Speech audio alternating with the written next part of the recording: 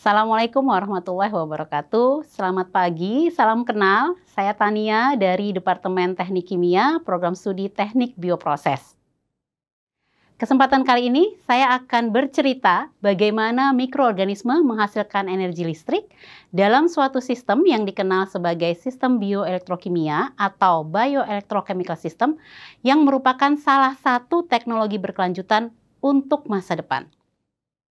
Video singkat ini akan mencoba memberikan penjelasan terkait konsep dasar, prinsip kerja, jenis dari sistem bioelektrokimia, serta keunggulan dan tantangan, aplikasi dan pengembangannya di masa yang akan datang.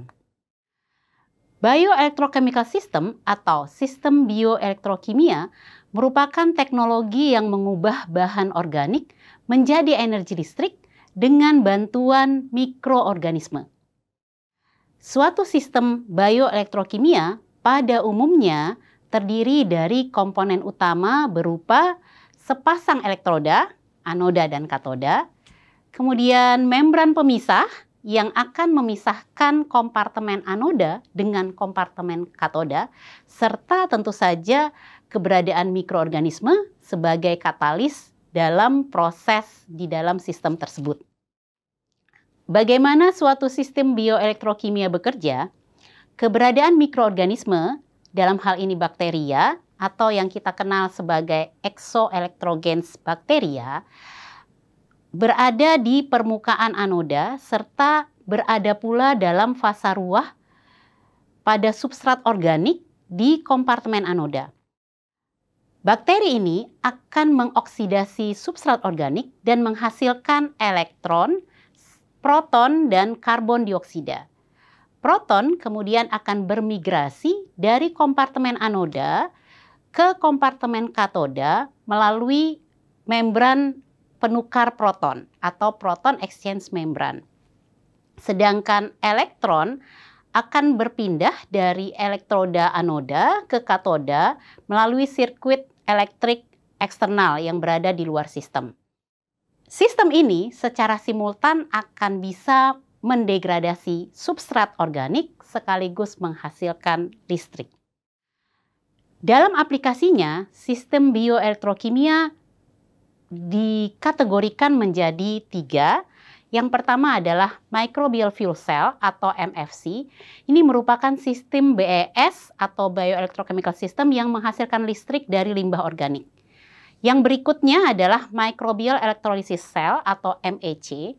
Ini merupakan sistem BES yang memproduksi hidrogen melalui elektrolisis. Sedangkan yang ketiga adalah microbial desalination cell atau MDC yang melakukan proses desalinasi air di dalam sistem BES. Sistem bioelektrokimia memiliki banyak keunggulan karena sistem ini secara simultan bisa digunakan untuk atau sebagai pembangkit energi atau energy generation, juga sekaligus dapat digunakan dalam pengelolaan limbah seperti mendapatkan kembali limbah logam berat, metal recovery, proses bioremediasi, serta pengelolaan limbah cair. Di sisi lain, sistem bioelektrokimia mendapatkan tantangan dalam proses pengembangannya.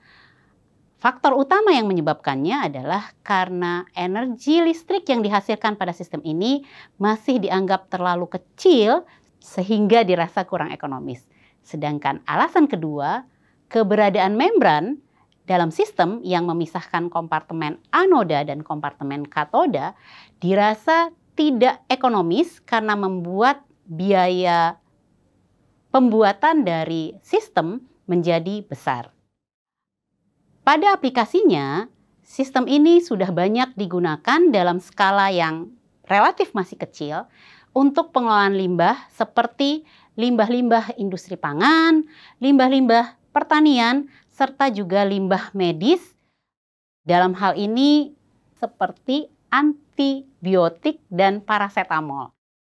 Pada sistem pengelolaan limbah, selain mampu mendegradasi senyawa-senyawa organik yang ada dalam limbah tersebut, sistem bioelektrokimia juga dapat menghasilkan energi listrik walaupun pada faktanya energi listrik yang dihasilkan masih sangat kecil sekali.